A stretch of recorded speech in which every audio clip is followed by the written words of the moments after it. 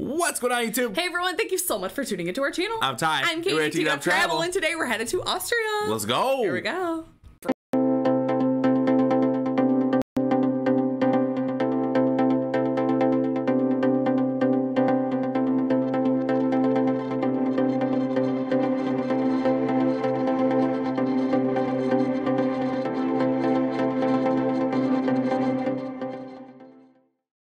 All right, let's do this. Yes, Austria.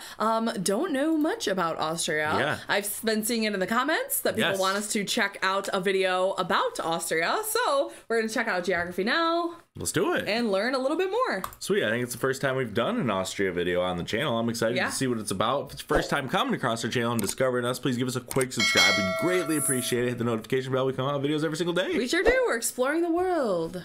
Day by day. Austria. I think it's by Germany. Okay. If I'm not mistaken. Yeah, I'm not sure. I don't know. Check it out. Wann's noch Österreich kommst, wann's Deutsch reden, nennt es nicht Deutsch. Okay. So we do not say Germany. No! Hey peeps, I'm your host Paul Barbato. Let's dissect the flag. The flag is one of the oldest used flags of Europe. Disputably, legend has it that the flag comes from the Siege of Acre after Leopold V came back from battle and removed his belt with his blood-soaked tunic, leaving a red-white banner. Keep in mind that the Austrian flag looks very similar to the flag of Latvia. However, the Latvian flag has unequal-sized bands and is a darker shade of red. Keep in mind, many other countries in the Eastern European region, specifically the Pan-Slavic areas, still retain a part or complete version of the white-red pattern on their flags, like Austria. We'll explain a little bit more about this, but first, let's talk about the borders. In terms of its location, Austria is landlocked, bordered by 8 other countries, don't forget Liechtenstein, in the Central European region, with the Alps dominating 3/4 of the country in the west and in the center. Wow. The country is divided into 9 states, although it's kind of funny because the state of Lower Austria is technically a little higher than Upper Austria geographically. The capital and the largest city is Vienna, located on the eastern side of the country, where 1 out of every 8 Austrians can be found. The city is a wonderful assimilation of centuries-old stone churches, palaces, opera houses, and monuments, as well as modern high-rises, skyscrapers, and business offices. Oh, and there's dozens of castles speckled throughout the entire country. Remember how in the Albania video I told you play that whole find the bunker game? Well, in Austria, it's kind of like find the castle game. As a member of the EU, Austria's borders are pretty open with all of its neighbors and are pretty much virtually invisible with the exception of the occasional river or mountain blocking the way. The only controversy it really has is in the South Tyrol region, which historically belonged to a number of different kingdoms and empires, but for a long while it belonged to the House of Habsburg, a historically fascinating lineage that would eventually play a pivotal role in providing half of Europe with all of their monarchical lineages. In short, it kind of initially belonged to Austria. However, after the Treaty of Saint-Germain-en-Laye in 1919, the entire southern part of this region was kind of reluctantly given to the Kingdom of Italy. This explains why Austria has a relatively narrow eastern parameter that stretches into the Alps,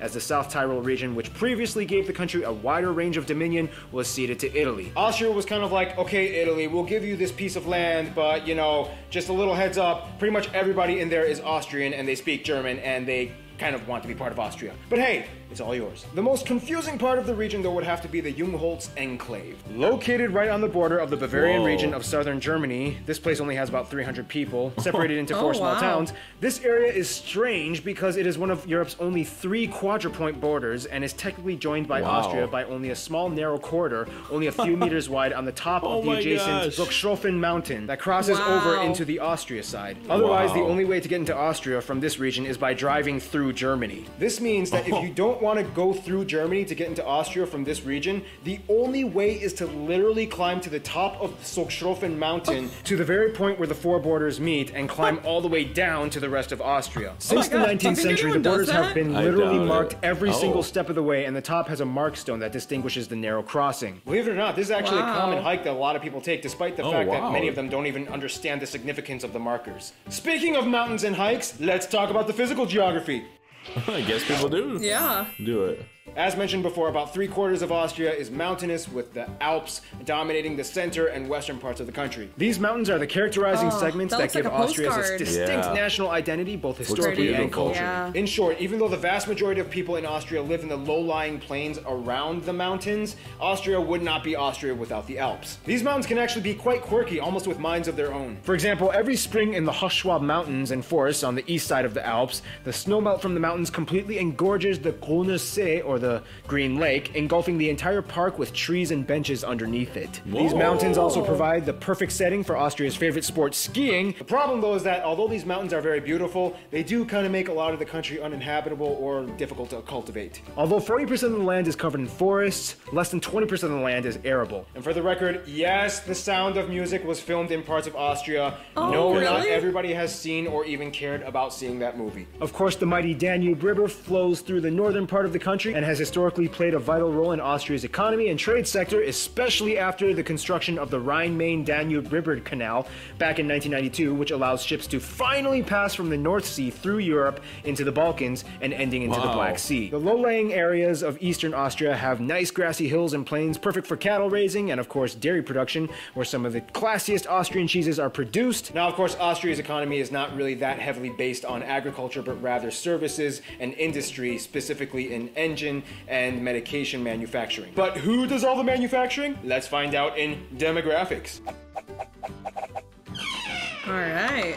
You know, as the home country of Mozart, Austria still kind of lives up to its classy expectation. Austria has a population of about 8.5 million, about 90% of whom are ethnically Austrian, and 10% from other nations, mostly from Germany and the former Yugoslavian states such as Hungary, Serbia, and Bosnia, with an influx of Turkish people having immigrated over the past few decades. The reason why there are so many Eastern Europeans in Austria has somewhat to do with the Austro-Hungarian Empire and the Habsburg dynasty, which was one of the most pivotal monarchies that shaped the entire course of European history in every corner, from Spain to France, England to Russia, and so on. The Habsburgs even took over Mexico for a short period of time. That's how powerful these people were. Oh yes, my gosh. Austrians speak German. However, rule number one, do not call them German. They're kind of reluctant to even tell you that they speak German, and will be very quick to point out that it's Austrian German, not German German. The language has a very distinct vocabulary, a lot of the words influenced from Eastern European nation words, and they also have their own standard dictionary set apart from the German and Swiss dictionaries. Oh, wow. The dialects can change drastically in Austria. Sometimes it only takes about 40 kilometers traveling inward until you reach an area that has a completely different accent.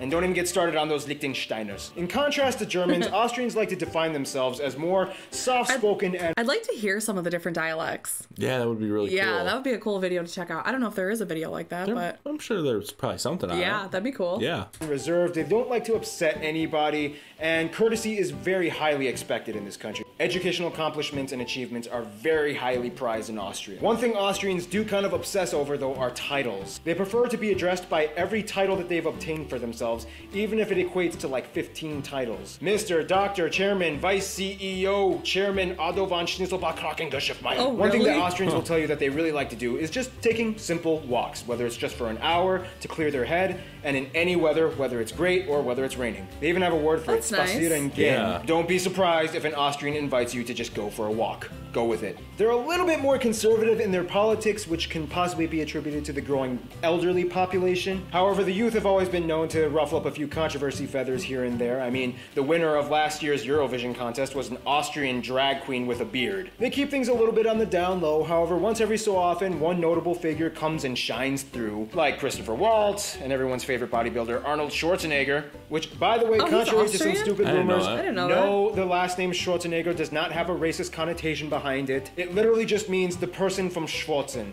Schwarzen meaning black, Egger meaning soil, black soil, fertile soil. It basically just means the place of the fertile soil. The family is descended from a long line of prosperous farmers, which is what the name refers to. Case closed! Speaking of relationships, let's talk about the friend zone. Friend zone. In the simplest way I can put this, this is kind of what Austria's relationships kind of look like.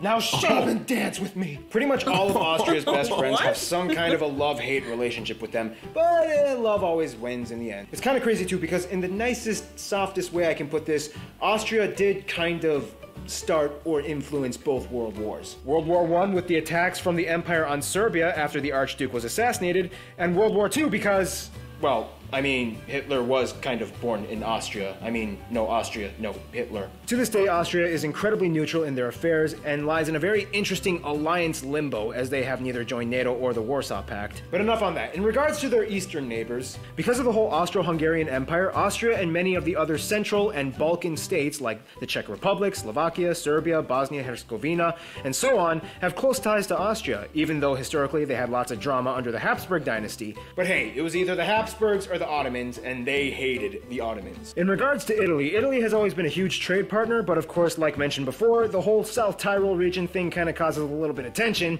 They aren't going to war or anything, but Austria is kind of like, look, Italy, I mean, come on. Everybody there is Austrian. In terms of their best friends, Austria would kind of reluctantly say Germany, but more specifically Bavaria, the region of South Germany. Bavarians and Austrians are very similar in their culture and tradition. Some Austrians will tell you that because they get along so well, Bavaria is said to be the 10th Bundesland, or state, of Austria, although Bavaria alone has more inhabitants than the whole of Austria. You know all that stereotypical lederhosen and dirndl costume stuff that you see on all those Oktoberfest commercials? Yeah, that's kind of what you would attribute to Bavarian and somewhat Austrian culture, but they only do that on special occasions. I mean, if it was up to me, I would wear that stuff 24/7, but hey, to each his own. In conclusion, Austria is kind of like the country that secretly changed the entire course of all of European history right under our noses without us even knowing about it. Here's one more picture of Arnold Schwarzenegger, and get ready because Azerbaijan is coming up next. Wow. Sweet. Yeah, nice. Interesting, yeah. All right. Austria.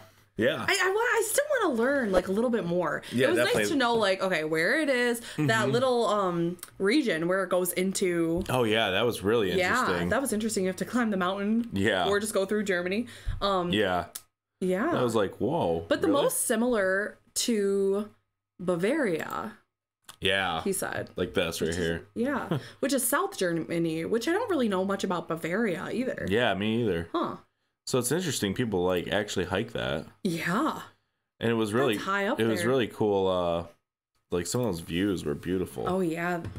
Really nice. Looked amazing. In the beginning, when he mentioned that, oh my god, did you see how much of the country is all mountain? Yeah. That shocked me right there. The Alps. A little over. Oh wait. There. Yeah. That whole section is mountain. Yeah, wow. Right, and no one lives up in the mountains. Right. I wouldn't think so. That's dang. And they said what, like 8 million people in the country? Yeah. Something like that. So they're all packed around there. Yeah, wow. Interesting. In 9 states. Oh, there we go. Yeah. Wow. Huh.